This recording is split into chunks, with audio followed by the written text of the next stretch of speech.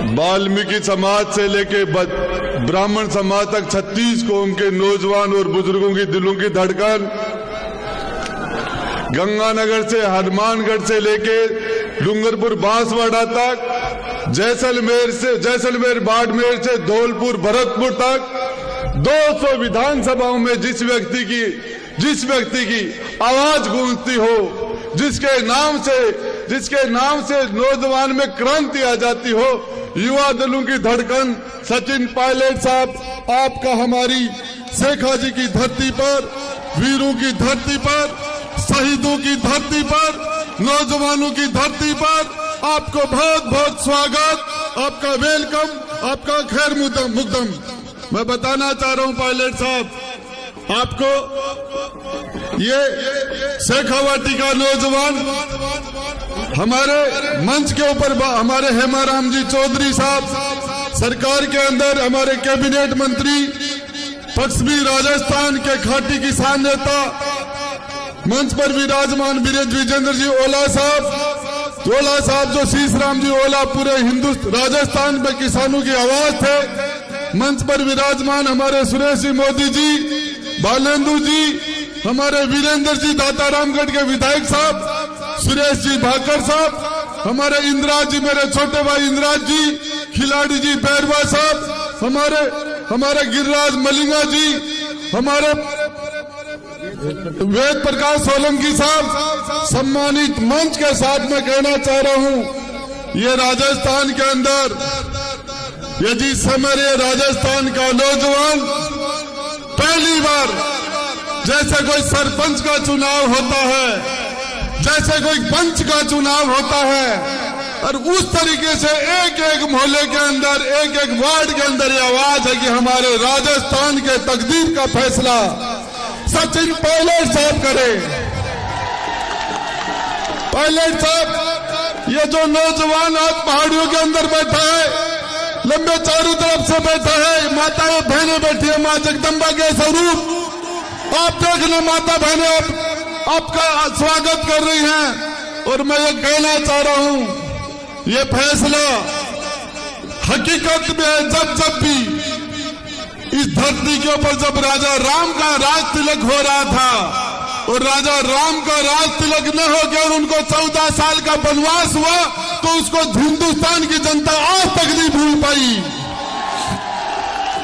वो जनता के दिलो दिमाग में बैठ गया कि राजा राम के साथ अन्याय हुआ, यह चीज बैठ गई जनता के अंदर। जब हस्तिनापुर के अंदर द्रौपदी का चीरहरण हुआ,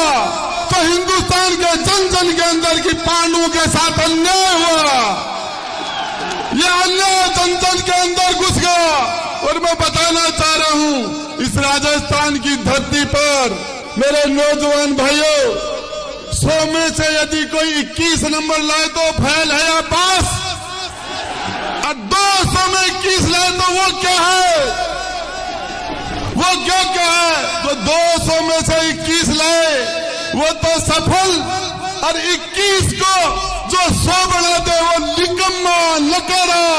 इन आवाजों को,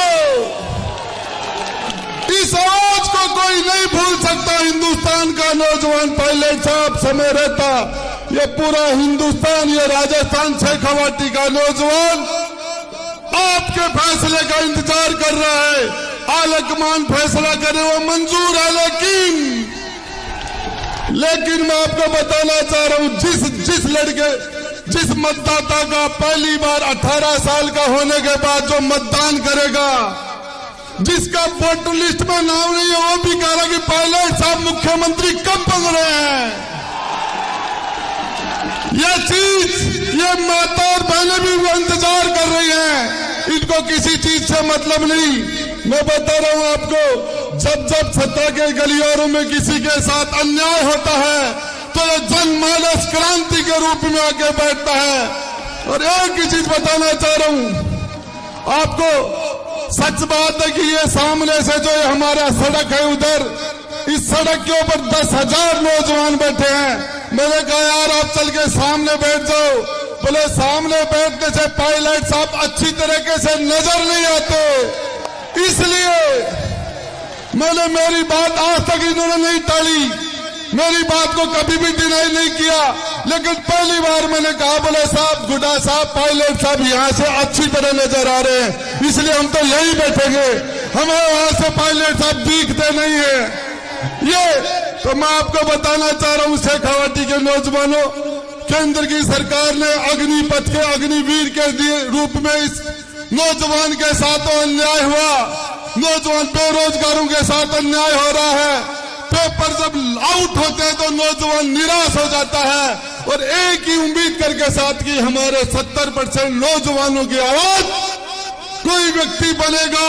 सचिन पायलट साहब आएंगे तो उस टाइम हमारे साथ न्याय होगा।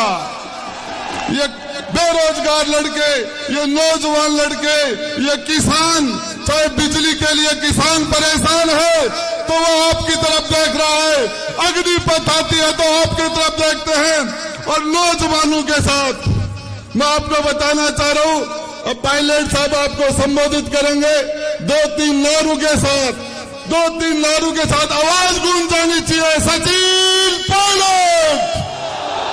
सचिन पायलट। उधर से आवाज नहीं आ रही है, सामने से उधर से सचिन पायलट, सचिन पायलट, पीछे से आवाज नहीं आ रही है, सचिन पायलट। बोलो बस्ती माता की।